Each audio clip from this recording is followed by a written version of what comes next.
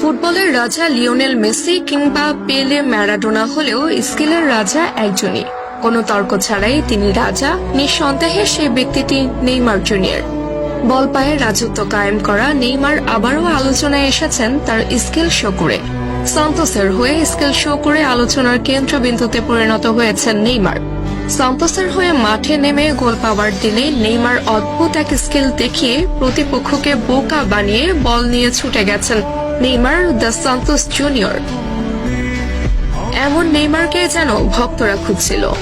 goal.com-এর প্রকাশিত এক শর্ট ভিডিওতে দেখা যায় লং বল রিসিভ করে নেইমার লাফিয়ে উঠে প্রতিপক্ষের বানানো বল নিজের বুকে নিয়ে গ্রাউন্ডে টাচ করিয়ে পায়ের কারুকাজে প্রতিপক্ষের প্লেয়ারের মাথার উপর দিয়ে বল ঘুরিয়ে নিয়ে আসেন নেইমার। তা দেখে অবাক বনে যান মাঠে উপস্থিতরত ব্যক্তিরা।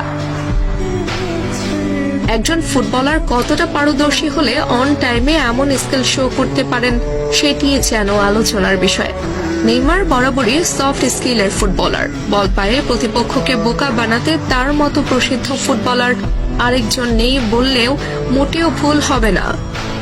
তবে এমন স্কিল ফুটবলারের সার্ভিস সান্তোস কতদিন নিতে পারবে সেটি মূল প্রশ্ন। কেননা নেইমার জুনিয়র সান্তোসের সাথে 6 মাসের চুক্তি করেছেন।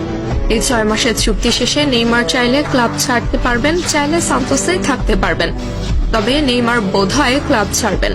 সান্তোসের হয়ে এই 6 মাসে নিয়মিত খেলতে পারেন, এরপর হয়তো ক্লাবকে টাটা বাই বাই বলবেন নেইমার।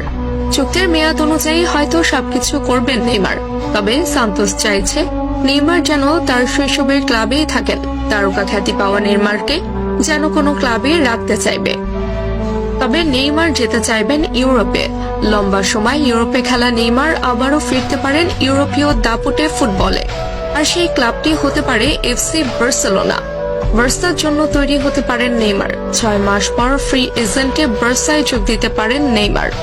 বার্সেলোনা থেকে আগ্রহ দেখালে নেইমি 7-5 না ভেবে বার্সার উদ্দেশ্যে পাড়ি জমাতে পারেন।